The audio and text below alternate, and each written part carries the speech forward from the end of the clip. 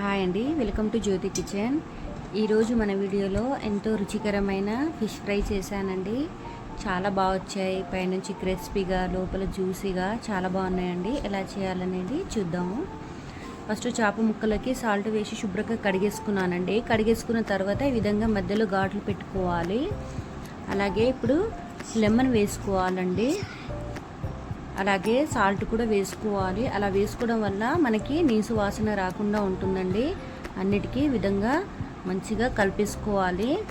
లోపటి దాకా కలిపేసుకోవాలండి. ఈ విధంగా కలిపేసుకోవాలి. అన్నిటికీ పక్కన పెట్టేసుకుందాం. కలిపేసుకున్న తర్వాత ఇప్పుడు మసాలాలు ప్రిపేర్ చేద్దాము. అల్లం ఎల్లిపాయలు వేసుకున్నానండి మిక్సీ జార్లో. అలాగే 1 టీ స్పూన్ ధనియా, 4-5 లవంగాలు వేసుకున్నాను. అలాగే జీలకర్ర కూడా యాడ్ చేసుకోవాలి అండి. నేను ఎండుమిరపకాయలు నానబెట్టి తీసుకున్నానండి. మీరు ఈ ప్లేస్లో కారం పొడి అయినా వేసుకోవచ్చు. అలాగే సాల్ట్ వేసుకున్నాను 1/2 టీ స్పూన్.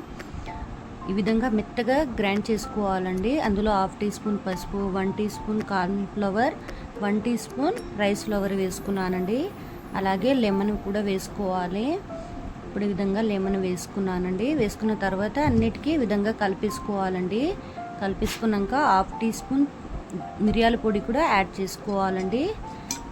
కలిపేసుకున్న తర్వాత అన్నిటికీ మంచిగా చేప ముక్కలకి మసాలా పట్టేలా లోపల దాకా ఈ విధంగా కలిపేసుకోవాలండి. కలిపేసుకున్న తర్వాత నేను 1/2 అవర్ చేపలకి ఇలాగే పెట్టేసానండి, రెస్ట్ ఇచ్చాను. దాని తర్వాత ఆయిల్ హీట్ అయ్యాక నేను చేప ముక్కలు వేసుకొని ఈ విధంగా 2 సైడ్ తిప్పుకుంటూ ఫ్రై చేసుకుంటున్నానండి. మనం స్టవ్ సిమ్లో పెట్టేసే ఫ్రై చేసుకోవాలండి. అప్పుడు మనకి క్రిస్పీగా, జ్యూసీగా చాలా బాగా వస్తాయి. లోపల దాకా ఫ్రై అవుతాయి ముక్కలన్నీ. అన్నీ ఫ్రై చేసేసుకున్నానండి. ఇప్పుడు ఈ విధంగా మీరు కూడా ఇంట్లో ట్రై చేయండి. మీకు ఎలా వచ్చిందనేది నాకు కామెంట్ రూపంలో తెలియచేయండి. మరిన్ని టేస్టీ రెసిపీ కోసం జ్యోతి కిచెన్ని సబ్స్క్రైబ్ చేయడం మర్చిపోకండి. Thanks for watching.